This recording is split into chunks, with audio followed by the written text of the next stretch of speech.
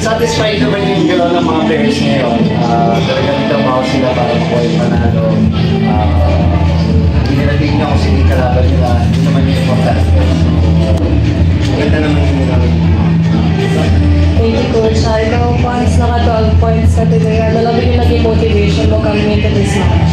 Ayun nga, sabi nga sa amin ni Coach na huwag kami magpabaya. Kahit sino yung kalaban namin, huwag kami maging kampante. Maglaro lang kami kung ano yung kailangan namin yun. Yun lang, laro kami and together lang tayo sa amin. Thank you, Coach. Coach, gano'n lang po kayo kasatisfied na parang pataas na po ng pataas ang level ng laro nyo eh. Tingin po ba kahit pa paano nila naabot nyo na yung pinakamataas na kaya abulin for this conference? Siyempre, step by step muna kami. Yung improvement naman, yung regarding sa training. Doon muna kami nakapokus.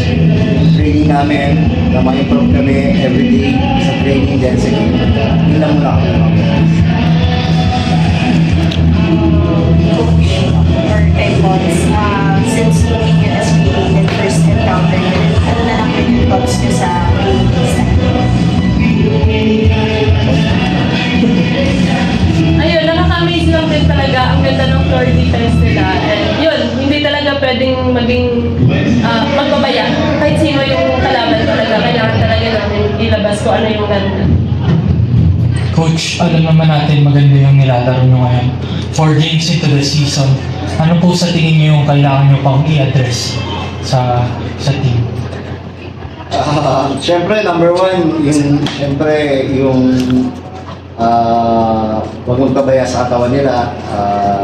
Kasi medyo mahaba pa yung conference para maiwasan magkasakit, lalo na nag-umpisa na yung liga. Yun naman lagi yung sinasabi ko sa kanila eh. Makakapag-ensayo sila pag maganda yung pangangatawan nila. So, doon kami magpo-focus ulit kung paano ma-maintain yung kondisyon ng katawan namin, ng katawan ng mga players. For points, kasama mo makalaro ngayon si Gage. Ano lang din yung nafe-feel mo both from beach volleyball ngayon nasa indoor na kayo?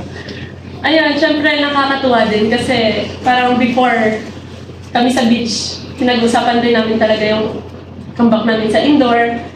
Yung gusto pa nga namin na syempre magkakasama pa din. Pero syempre, may reason talaga kung bakit nahiwala yung isa. Pero syempre nakakatuwa kasi alam ko talaga and kilala namin na magpe-perform talaga siya. And yun. Next game, Coach and Pons, Cherry Tico, paano lang din makakatulong to coming into that game? Siyempre, malaking boost din sa amin.